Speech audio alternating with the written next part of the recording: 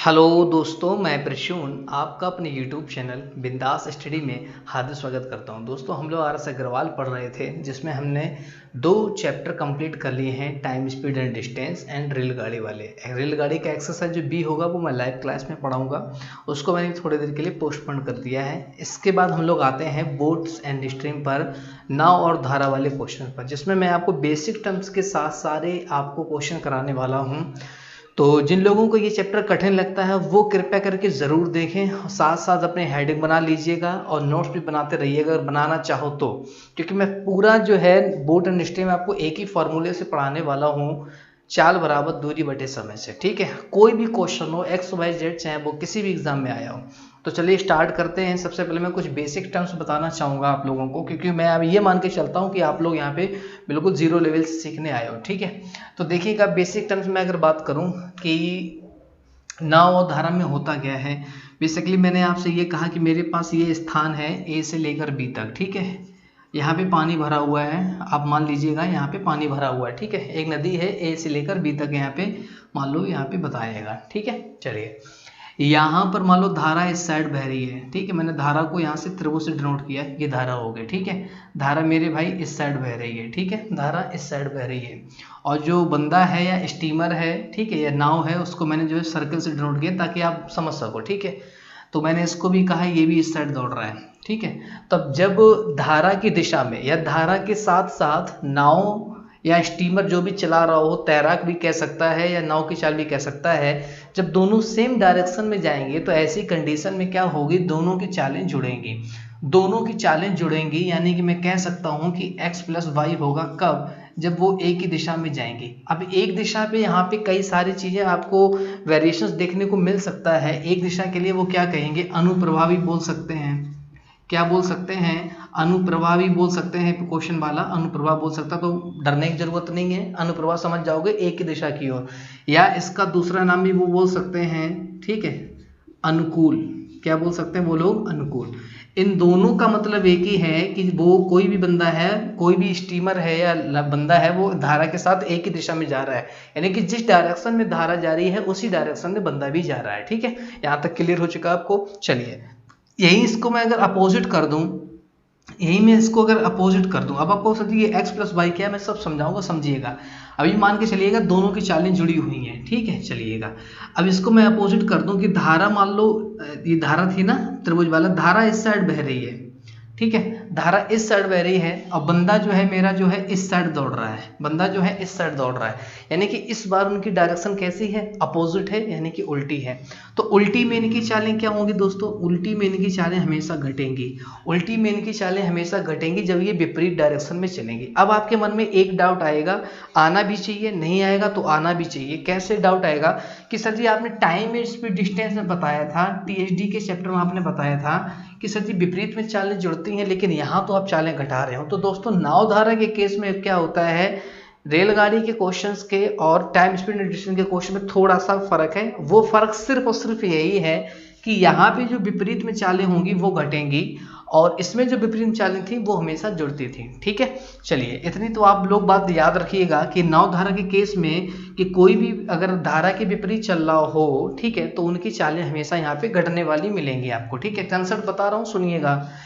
तो इसका भी दो नाम हो सकते हैं, विपरीत को दो प्रकार से कह सकता है, या तो विपरीत कहेगा, ठीक है, या तो आपसे कहेगा ऊर्ध्व प्रवाह। क्या कहेगा, ऊर्ध्व प्रवाह। इसका मतलब होता है धारा के विरुद्ध चलना। ठीक है, और इसको दूसरी भाषा में बोल सकता है प्रतिकूल। क्या बोल सकता है, प्रतिकूल। ठीक है, प्रतिकूल। क्लियर है ना, इस बात को आप लोग समझ लिया होगा आपने। चलिए अब आते हैं फॉर्मूले बेस पे, मैं आपको समझाता हूँ कि एक ही फार्मूला लगना है, वो ये है कि चाल बराबर दूरी बटे समय। आपको बस इसी चीज का यूज करना है, आप सारे क्वेश्चन को सेकंडों में सॉल्व कर पाओगे। ठीक है, सिर्फ बुद्धि लगानी है, आपको घोड़ा भाग आना चाहिए। अब देखो स्पीड में मैं यहाँ पे हमेशा 2 को लेकर चलूंगा। ठीक है, एक्स और वाई। एक्स मतलब मैं, देखिए मैं आपको जो समझा रहा हूँ उसको वैसे ही नोट करिएगा। जो लोग नावधारा मुझसे पढ़ रहे हैं, मैं गारंटी देता हूँ आपके कोई भी क्वेश्चन गलत नहीं होंगे। ठीक है, और हूँ तो मुझे बता सकते हो आप लोग। ठीक है, कोई भी क्वेश्चन गलत नहीं होंगे। जैसे मैंने आपसे कहा कि नाव की चाल हम लोग क्या करेंगे, हमेशा x मानेंगे। x किलोमीटर प्रति घंटा हो सकता है, मीटर पर सेकंड हो सकता है, मैंने सिर्फ x लिखा है, यूनिट अपने हिसाब से हम लोग लिख लेंगे। और धारा की चाल हम लोग हमेशा क्या मानेंगे, जब तक ये पढ़ेंगे चैप्टर तब तक हम लोग धारा की चाल क्या मानेंगे, हमेशा वाई मानेंगे। क्या मानेंगे, वाई मानेंगे। एक चीज और पॉइंट है, वो पॉइंट ये है, ये बहुत कम लोग बताते हैं, मैं आपको बता रहा हूँ। वो पॉइंट ये है कि किसी भी केसेस में चले जाइए, चाहे विपरीत में जाइए चाहे समान दिशा में जाइए, नाव की चाल हमेशा ज्यादा होगी धारा की चाल से। इस बात को आपको ध्यान रखना है। किसी भी केस में भागते रहिएगा आप लोग, नाव की चाल जो होगी वो हमेशा ज्यादा होगी वाई की चाल से। तो उम्मीद है कि आप इतनी चीजों को समझ गए होंगे। ठीक है, अगर थोड़ा बहुत कम समझ में आया है तो वीडियो को रिवाइंड करके देखिएगा। ठीक है, वैसे मैंने समझाने की कोशिश अच्छे से की है, आप स्क्रीनशॉट ले सकते हो। इनका ही यूज है, इसका यूज है, और जो मैंने ये लिखा इसका यूज है, और बाकी तो आप सब समझदार ही हैं, समझ जाओगे। अब देखिएगा आप सारे क्वेश्चन आप कैसे लगा सकते हो सेकंडों में। ठीक है, सेकंडों में लगा पाओगे क्वेश्चन, टेंशन ना लेना, जो भी बड़े से बड़ा क्वेश्चन होगा सेकंडों में टूटेगा। तो चलिए हम लोग पहले एग्जाम्पल से स्टार्ट करते हैं। आज सारे हम लोग एग्जाम्पल क्लियर करेंगे, उसके बाद हम लोग स्टार्ट करते हैं। ठीक है, तो चलिए फर्स्ट क्वेश्चन दिख रहा होगा। एक तैराक की चाल धारा की दिशा में 10 किलोमीटर प्रति घंटा है। एक तैराक है, वो धारा की दिशा में 10 किलोमीटर प्रति घंटा जाता है। ठीक है, चलिए 1 घंटे में 10 किलोमीटर।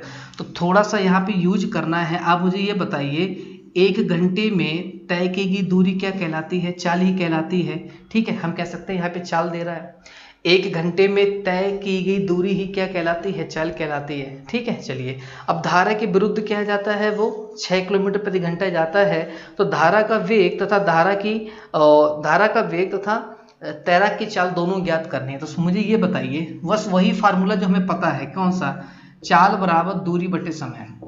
चाल बराबर दूरी बटे समय, मुझे इसके अलावा कुछ नहीं आता, अभी ये मान के चलो। ठीक है, अब मुझे सिर्फ इतना बताइए, मैं इसको भी हटा देता हूँ ताकि आपको टेंशन ना हो। मुझे सिर्फ ये बताइए, कोई एक तैराक है, मान लो तैराक ये है। ठीक है, धारा इस साइड वो जा रही है।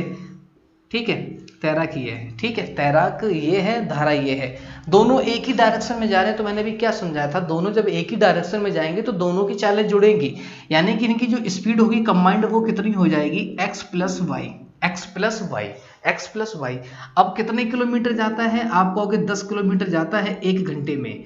10 किलोमीटर जाता है 1 घंटे में, तो 1 घंटे में तय की गई दूरी ही तो चाल कहलाती है। तो 10 किलोमीटर ही जा रहा है 1 घंटे में, यानी कि x प्लस वाई की वैल्यू मिलकर कितनी हो जाएगी, 10 बटे में 1 लिखा है तो मैं सिंगल इसको 10 लिख दूं, कोई गलत तो नहीं लिख रहा, मैं सही लिख रहा हूँ। चलिए सेकेंड कंडीशन पे आते हैं। बोला धारा के विरुद्ध यानी कि x माइनस वाई, धारा के विरुद्ध यानी कि x माइनस वाई कितने किलोमीटर जाता है, 6 किलोमीटर प्रति घंटा है। धारा के विरुद्ध उसकी चाल कितनी है, 6 किलोमीटर प्रति घंटा है, यानी कि अर्थात 1 घंटे में 6 किलोमीटर ही तो जाता है। ठीक है, जैसे कि मैं यहाँ पे समझाने की कोशिश करूंगा, आपको छोटा सा समझिएगा।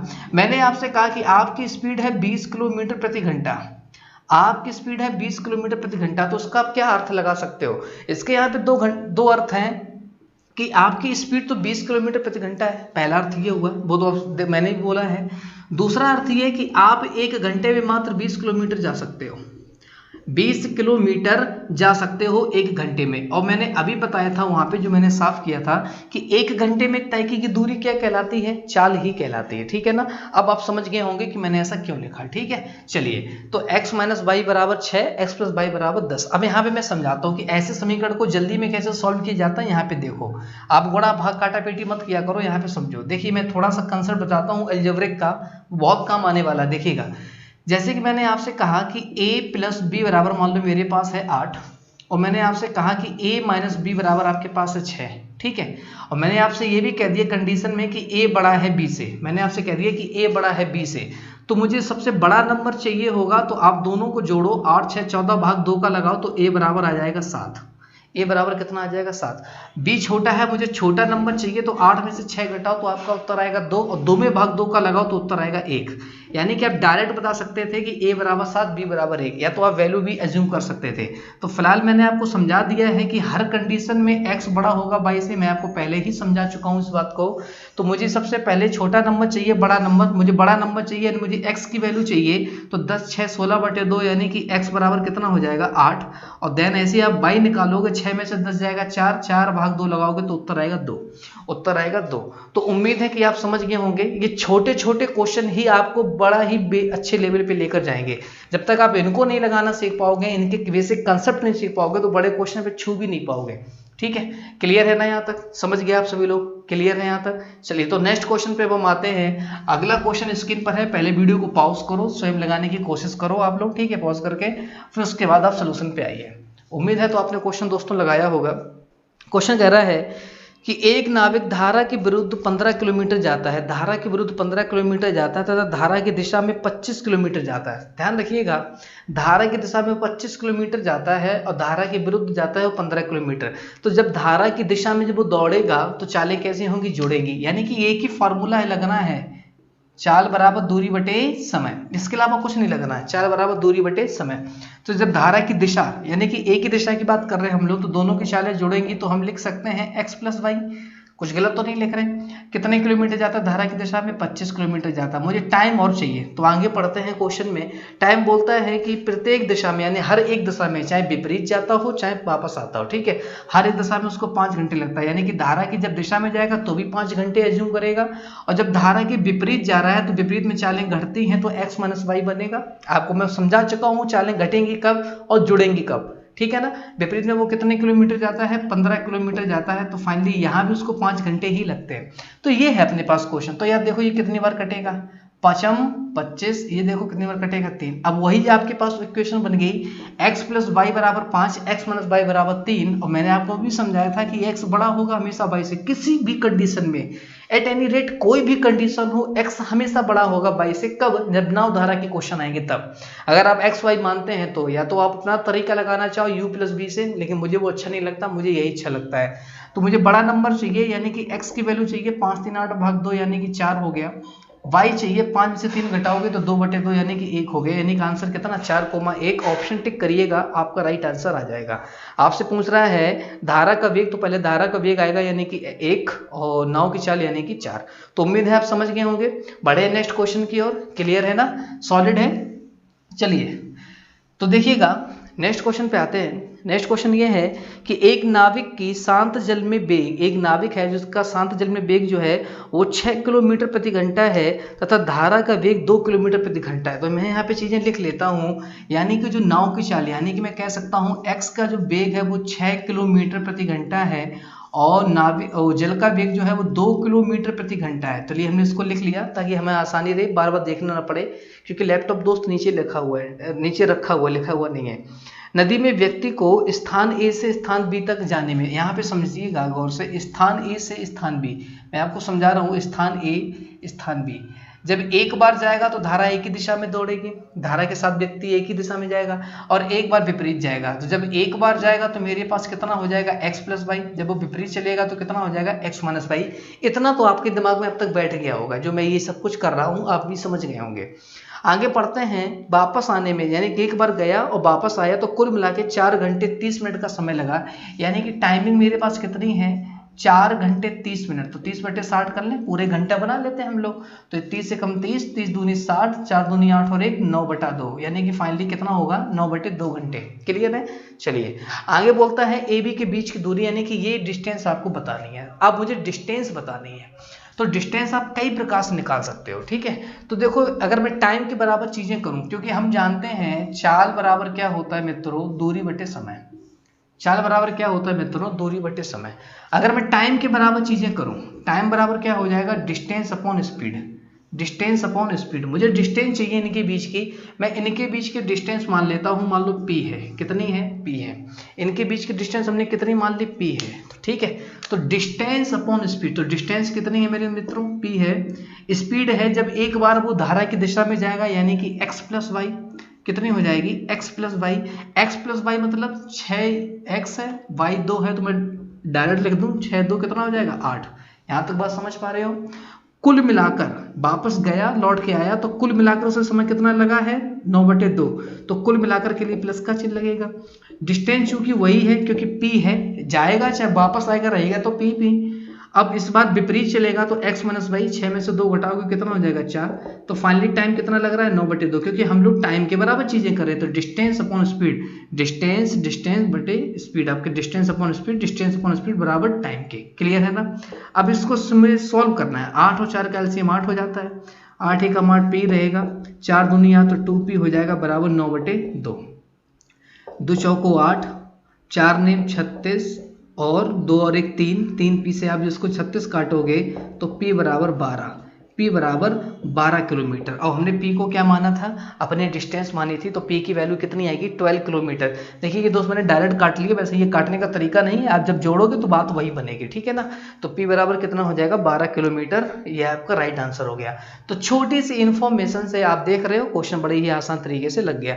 तो देखो नेक्स्ट क्वेश्चन पे हम लोग आते हैं, समझ में आ गया होगा आप लोगों को, आसान सा क्वेश्चन है, सारे एग्जाम्पल करा रहा हूँ धीमे, ऐसे ही सारे क्वेश्चन एक्सरसाइज के उड़ेंगे। और मैं गारंटी देता हूँ आपने इस वीडियो को सही से देखा होगा, अच्छे से रिवाइज कॉन्सेप्ट को समझ लिया होगा, 1-2 बार देख के मैं गारंटी देता हूँ किसी भी बुक से क्वेश्चन लगाइए, क्वेश्चन नहीं छूटने वाला आपका, ठीक है। चलिए, शांत जल में एक नाव 13 किलोमीटर प्रति घंटे की चाल से जाती है तथा धारा का वेग 4 किलोमीटर प्रति घंटा है, यानी कि नाव की चाल, यानी कि x बराबर 13 दिया गया है, 13 किलोमीटर प्रति घंटा, और यहाँ पे नाव की चाल दे रहा है 4 किलोमीटर प्रति घंटा। चलिए आगे बढ़ते हैं हम लोग। आगे क्या मामला है, धारा के अनुकूल, देखो यही पे शब्द चेंज हो गया, आपको हो गया अनुकूल क्या है, तो मैं पहले ही सारी चीजें आपको समझा चुका हूँ। वीडियो को एकदम बीच से मत देखा करो, शुरुआत से देखा करो। कोई भी टीचर अगर 1-2 मिनट आपके लेता है बात करने में, तो वो बातों नहीं देंगे भाई, वो पढ़ाने के लिए ही आया भाई, ठीक है, लेकिन उसकी बात सुना करो, ठीक है। कभी कभी मजाक भी हो जाता है, अच्छी बात है। तो अगर मैं देखूं धारा के अनुकूल यानी कि धारा की दिशा में, तो धारा की दिशा में क्या मैंने बताया था, दोनों की चालें जुड़ेंगी, यानी कि इन दोनों की चाल मिलकर कितनी हो जाएगी 17 किलोमीटर प्रति घंटा, दोनों की चाल, क्योंकि चालें जुड़ रही हैं, है ना। क्योंकि कैसे पता, क्योंकि अनुकूल की बात चल रहा है। अनुकूल की जगह वो क्या लिख देता, अनुप्रवाह भी लिख सकता था, ठीक है। अगर विपरीत होता तो क्या लिख सकता था, विपरीत लिख सकता था, ऊर्ध्व प्रवाह लिख सकता था, प्रतिकूल लिख सकता था, सारी चीजें थी, ठीक है। तो 68 किलोमीटर दूरी में कितना समय लगेगा, तो समय बराबर हम जानते हैं डिस्टेंस अपॉन स्पीड। तो डिस्टेंस है 68 और स्पीड हो गया हमारे पास 17, तो कुल गुणा के घंटे लगेंगे 4। बस यही आपका राइट आंसर हो गया। क्वेश्चन नंबर नेक्स्ट पे आते हैं 5। क्वेश्चन नंबर 5 पे आते हैं। अब बताओ यहाँ तक कोई दिक्कत है तो मुझे बताइएगा जरूर कमेंट करके, और अच्छा लगा है तो भी कमेंट करिएगा। क्वेश्चन नंबर 5 बोलता है कि एक नाव धारा की दिशा में 30 किलोमीटर 2 घंटे 30 मिनट में तय करती है। एक नाव है जो धारा की दिशा में, यानी कि धारा की दिशा में चल रहा है, वो 30 किलोमीटर की दूरी 2 घंटे 30 मिनट में तय करती है, तथा धारा के विपरीत इतनी ही दूरी 3 घंटे 45 मिनट में तय करती है। धारा का वेग बताइए। बहुत ही आसान सा क्वेश्चन है। जब धारा के साथ चलेगा तो टाइम लग रहा है, तो टाइम अगर मैं स्पीड निकालना चाहूँ तो स्पीड इजकल टू क्या होता है, डिस्टेंस अपॉन चाल बराबर दूरी बटे समय, डिस्टेंस अपॉन टाइम, यही तो होता है। चलिए अब यार धारा की दिशा में 30 किलोमीटर की दूरी है, यानी दूरी कितनी दे रहा है वो 30 किलोमीटर की दूरी को वो कितने मिनट में तय करता है, 2 घंटे 30 मिनट। 2 घंटे 30 मिनट, 2 सही 1/2, 2 दूनी 4 1 5/2, कितना हो जाएगा 5/2। तो 5 छक्का 30 और 6 दूनी 12, यानी कि कितनी निकल आएगी स्पीड 12, यानी कि x प्लस वाई की इकट्ठी वैल्यू कितनी निकलेगी 12, क्योंकि ये दोनों एक ही दिशा में चल रहे थे। अब वही कंडीशन है कि x माइनस वाई यानी कि धारा की विपरीत है, उतनी ही दूरी, यानी दूरी पहले भी 30 थी तो अभी भी 30 ही रहेगी, लेकिन टाइम चेंज हो जाएगा, ठीक है, टाइम चेंज हो जाएगा। तो यहाँ पे टाइम जो लग रहा है वो लग रहा है 3 घंटे 45 मिनट। जब धारा की दिशा में चल रहा है तो टाइम कम लग रहा था, और जब धारा के विपरीत चलेगा तो टाइम ज्यादा लगेगा। कितना लग रहा है 3 घंटे 45 मिनट। तो 15 3 45 और 15 चौको 60, 4 3 12/4 3 12 3 15/4, कितना हो जाएगा 15/4। तो 15 दूनी 30 और 4 दूनी 8। अब मेरे पास वही इक्वेशन है कि x प्लस वाई बराबर 12 और x माइनस वाई बराबर 8। तो मुझे बड़ा छोटा, तो हम जानते हैं कि x हमेशा बड़ा होगा एट एनी कॉस्ट, किसी भी कीमत पर। तो मुझे बड़ा नंबर चाहिए, 12 8 20 भाग 2, यानी कि x की वैल्यू 10 हो जाएगी, कोई डाउट नहीं यहाँ तक। और मुझे छोटा नंबर चाहिए, 12 में से 8 घटाओगे 4 भाग 2, यानी कि 2 किलोमीटर प्रति घंटा आपकी ये हो गई। चलिए क्लियर है ना। धारा का वेग चाहिए था तो 2 किलोमीटर प्रति घंटा आपका राइट आंसर हो जाएगा। Option number A is correct. चलिए नेक्स्ट पे आ जाते हैं, क्वेश्चन नंबर 6 पे आते हैं। क्लियर है ना। क्वेश्चन नंबर 6 को देखो। क्वेश्चन नंबर 6 क्या कह रहा है कि एक नदी में धारा का वेग, एक नदी जो है उसमें धारा का वेग 2 किलोमीटर प्रति घंटा है। इसमें से एक मोटर बोट 6 किलोमीटर प्रति घंटे की गति से धारा के विपरीत जाकर वापस आने में 33 मिनट का समय पहुंचती है। तो मोटर बोट की शांत जल में चाल बताओ। मोटर बोट यानी कि आपको तैराक की चाल ज्ञात करनी है। तो देखो क्वेश्चन कैसे लगेगा। यहाँ पे 33 मिनट में दूरी तय करती है, ठीक है, 6 किलोमीटर की दूरी है, 6 किलोमीटर की दूरी है। जब एक बार जाएगा तो हम कहेंगे कि x प्लस 2, क्योंकि 2 चाल किसकी है, धारा की है, तो x प्लस वाई होता है ना। तो x की वैल्यू कौन सी होगी हमें ज्ञात करनी है। चलिए कुल मिला के वही दूरी है तो 6 किलोमीटर, और एक बार वापस आएगा तो x - 2, क्योंकि जब साथ जाएगा तो धारा के साथ दौड़ेगा, विपरीत है तो विपरीत आएगा। कुल मिला के 33 मिनट लगते हैं, तो 33/60 कर लेते हैं हम लोग, घंटा बना लेते हैं। अब यहाँ पर आपका बनेगा क्या, यहाँ पर बनेगा आपका क्वाड्रेटिक इक्वेशन, जो पेपर में बहुत खतरनाक साबित होगा। तो यहाँ पे हम ऑप्शन रखते हैं, जो इसका राइट आंसर बी है हम वही रख लेते हैं, क्यों टाइम वेस्ट करेंगे, डायरेक्ट वही रखते हैं। तो बी की वैल्यू ऑप्शन नंबर बी कितना है 22 है, तो 22 में अगर यहाँ पे रखूंगा तो देखो 22 और 2 कितना हो जाएगा, आपका जवाब होगा 24 और प्लस 6/22 में से अगर मैं 2 घटाऊंगा तो कितना हो जाएगा 20। यानी कि फाइनली इसको सॉल्व करने पर मेरे पास 33/60 आना चाहिए, तो वही मेरा आंसर सही हो जाएगा। तो देखो यार 24 और 120 का एलसीएम जो कितना हो जाएगा वो हो जाएगा 120, 24 पंचे 120, 5 छक्का 30, ऊपर 30 हो जाएगा, प्लस 20 छक्का 120, 20 छक्का 120, 36 हो जाएगा, और बराबर 33/60 चल रहा है ना। तो देखो यार इसको जब सॉल्व करेंगे तो कितना हो जाएगा 66/120 इजिकल टू 33/60। क्या इसको सॉल्व करने पर ये मिल रहा है, तो 2 से काटेंगे तो 33/60 मिल रहा है। यानी कि ऑप्शन नंबर बी बिल्कुल करेक्ट है, क्योंकि मैंने पहले ही कहा था मैं डायरेक्ट ऑप्शन वही रख रहा हूँ जो सही है। तो आपके पास कभी भी क्वेश्चन ऐसे आते हों तो आपको जो है क्या करना है, सिर्फ और सिर्फ द्विघात समीकरण से बचना है, तो आप वहाँ पे ऑप्शन वैल्यू का काम करेंगे। तो उम्मीद है दोस्तों आपको ये 6 क्वेश्चन पसंद आए होंगे। अगर वीडियो पसंद आता है तो कृपया करके लाइक करें और उसमें दोस्तों को भी शेयर कर दें। और अग्रवाल का पूरा सलूशन मैं कराऊंगा, उसके बाद हम लोग महेश मिश्र की किताब को पढ़ेंगे, ठीक है। पहले इसको कवर कर लेते हैं, एडवांस लेवल तक पूरा लेकर जाएंगे, ठीक है। आप लोग सपोर्ट बनाए रखें, सब्सक्राइब करें चैनल को और दोस्तों में शेयर करें। थैंक यू दोस्तों, जय हिंद।